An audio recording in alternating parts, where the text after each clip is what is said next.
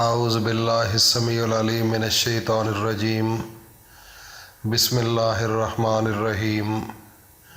شروع اللہ کے نام سے جو بڑا مہربان نہایت رحم والا ہے۔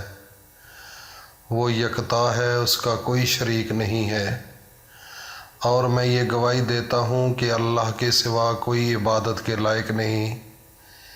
وہی ہے جو پوری کائنات کا خالق اور مالک ہے۔ اور میں یہ بھی گواہی دیتا ہوں کہ حضرت محمد صلی اللہ علیہ وآلہ وسلم اللہ کے بندے، اس کے رسول اور آخری نبی ہیں۔ یا اللہ ان پر اور ان کی آل پر اور ان کے تمام صحابہ اکرام رضی اللہ تعالی عنہم اجمعین پر اور تمام امت مسلمہ پر، اور بالخصوص جو لوگ اس چینل پر موجود ہیں، میری مائیں، بہنیں، بیٹیاں، ان سب پر میرے اللہ اپنی خاص رحمتیں، برکتیں اور سلامتی نازل فرما۔ میرے بھائیوں اور دوستوں، میری ماؤں، بہنوں، بیٹیوں، ربیع الاول کا آخری جمعہ آ گیا ہے۔ تو ربیع الاول کا مہینہ، اس کا تعلق میرے نبی کے ساتھ ہے، اس کی نسبت میرے نبی کے ساتھ مل رہی ہے، کیونکہ اس مہینے کے اندر میرے نبی کی پیدائش ہوئی، اور اب یہ مہینہ ہم سے الوداع ہو رہا ہے، وہ جا رہا ہے، اور ہمارے نبی نبیوں کے امام کو چھوڑ کر جا رہا ہے۔ تو میرے بھائی اور دوستو، اس مہینے کا تقدس اور شان اللہ کے نزدیک بہت زیادہ ہے۔ تو میرے بھائی اور دوستو، ربیع الاول کے آخری جمعے کے دن میں آپ کو قرآن مجید کی ایک چھوٹی سی آیت ہے، اس کا وظیفہ بتانے کے لیے حاضر ہوا ہوں۔ جن بندوں نے بھی اس وظیفے کو کیا ہے، اللہ رب العزت نے ان کو کروڑوں روپے کا مالک بنا دیا ہے۔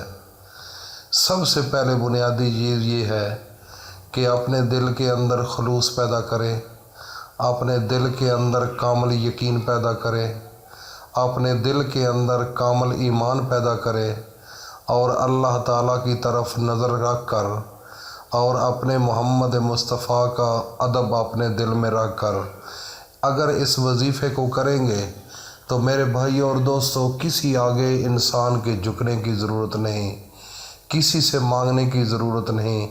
اللہ رب العزت وہاں سے رزق دینا شروع کر دے گا جہاں سے آپ تصور نہیں کر سکتے، آپ سوچ بھی نہیں سکتے، کیونکہ میرا رب وہ ہے، پتھر کے اندر اگر کیڑا ہو اس کو بھی رزق دے دیتا ہے، اور رزق جب پتھر کو توڑا جائے تو جب اس میں سے کیڑا نکلے تو اس کے منہ میں سبز پتا ہو، تو پھر یہ عقل مانتی ہے کہ رب پوری کائنات کا مالک ہے، اور جس جگہ پر بھی انسان ہو، اللہ رزق چاہے تو اسی وقت اتنا رزق دے دے کہ آپ تصور بھی نہیں کر سکتے۔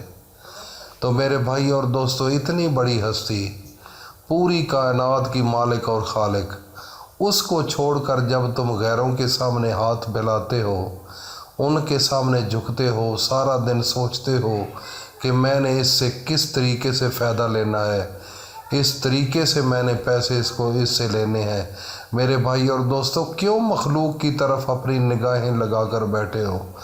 اللہ زندہ ہے، اللہ کی جانب سوچو، اللہ کے سامنے جھکو، رات کو جاگو۔ میرے بھائیوں، کیوں نہیں جاگتے ہو؟ خدا کی قسم، سونے والا اور جاگنے والا برابر نہیں ہو سکتے۔ ایک رات کو سو جاتا ہے، ایک رات کو اللہ کی عبادت میں مشغول ہو جاتا ہے، اور پھر اللہ تعالیٰ سے مانگتا ہے، اللہ سے راز و نیاز کی باتیں کرتا ہے، تو پھر اس کے مقدر تو اور ہوتے ہیں، سونے والے کے مقدر اور ہوتے ہیں۔ حضرت علی رضی اللہ تعالیٰ عنہ ایک دن رات کو عشاء کی نماز کے بعد، سردیوں کا موسم تھا، تو آپ جب نماز سے فارغ ہوئے، سارا دن کام کرتے تھے، تو تھکاوٹ ہوئی، بستر پر لیٹ گئے۔ جب بستر پر لیٹے تو وہ غور کرنے لگے، بڑی لذت آتی ہے بستر میں سردیوں میں، تو آپ نے اپنی ایک ٹانگ سے بستر کو ایسے مارا کہ وہ بستر نیچے گر گیا۔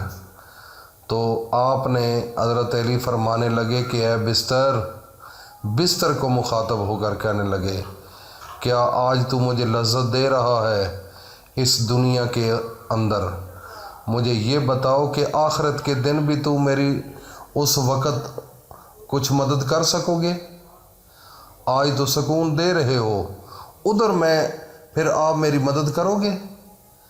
تو اس لیے ان بستروں کی اہمیت تھوڑے وقت کے لیے ہوتی ہے، ان کو ذہن سے نکالو، عیش و عشرت کو ذہن سے نکالو، یہ کھان پین جو ہے یہ اتنا آپ اہتمام کرتے ہو، ان سے نکالو، ان ذہن سے نکالو ان چیزوں کو، اور اللہ کے سامنے جھکنے کا سوچو، اللہ سے مانگنے کا سوچو، اپنے گناہوں کی معافی مانگو، اور قبر کے اندھیرے سے اللہ تعالیٰ کے سامنے دعا مانگو۔ میرے بھائی اور دوستو، بڑی گھاٹی ہے وہ۔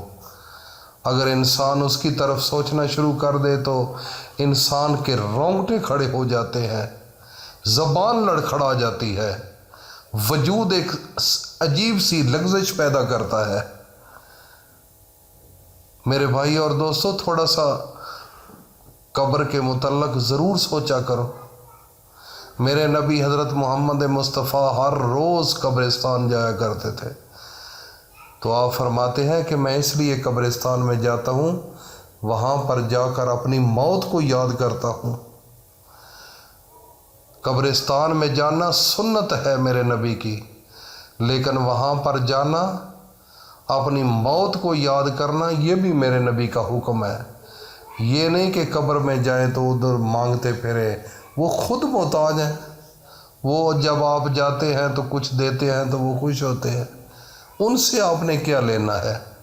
زندہ تو تم ہو، وہ تو مردہ ہو چکے ہیں، عالم برزخ میں چلے گئے ہیں۔ تو میرے بھائی اور دوستو، جمعہ کا دن ہے، قرآن مجید کی ایک سورت والضحیٰ 3 بار کل شریف پڑھ کر سورت اخلاص جو ہے اول و آخر ایک مرتبہ درود شریف پڑھنا ہے، 3 بار کل شریف، پھر قرآن مجید کی والضحیٰ کی ایک سورت ہے، والا آیت ہے، والا سوف یعطیک ربک فترضی۔ اللہ پاک فرماتے ہیں کہ اے میرا پیغمبر محمد مصطفیٰ، میں نے آپ کو راضی کر دیا، میں نے آپ کو اتنا دیا کہ تو راضی ہو جا، اتنا عطا کیا کہ تو اب راضی ہو جا۔ تو میرے بھائی اور دوستو، جب آپ مجنونوں کی طرح، پاگل پن کی طرح والا سوف یعطیک ربک فترضی، یہ ادا اپنے ذہن میں پھیراؤ گے اور اپنی زبان پر جاری کرو گے، اور آپ نے ایک تسبیح اس کی پڑھنی ہے جمعے کے دن، کل جمعہ شریف ہے، تو اس کے بعد دل کے اندر تصور کرنا ہے کہ یہ اللہ نے اپنے نبی کے لیے سپیشل آیت بھیجی سورت والضحیٰ میں۔ تو جب آپ جنونی حالت میں اس کا وظیفہ کریں گے، اللہ رب العزت آپ کو اتنا راضی کر دیں گے، اتنا راضی کر دیں گے کہ آپ خود حیران ہو جائیں گے۔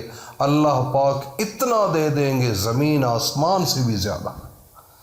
اور میرے بھائی اور دوستو، اللہ بہت بڑی ذات ہے، اللہ سے مانگا کرو۔ اللہ پاک ہم سب کو اس پر عمل کی توفیق عطا فرمائے، اور اس کے علاوہ آپ نے میرے بھائی اور دوستو اس کو صدقہ جاریہ سمجھ کر اپنے دوستوں میں شیئر کرو، اپنی فیملی میں شیئر کرو، لوگوں کو بتاؤ۔ زندگی پتہ نہیں کب، کس وقت، کس موقع پر، کس ٹائم ختم ہو جانی ہے۔ آپ نے ایک ذہن میں رکھو کہ یہ نیکی ہے، نیکی والا کام ہے، اصلاح والا کام ہے، فائدے والا ہے، یہ آگے پہنچانا ہے۔ اللہ پاک ہم سب کو اپنی حفظ و امان میں رکھے۔ السلام علیکم ورحمۃ اللہ وبرکاتہ۔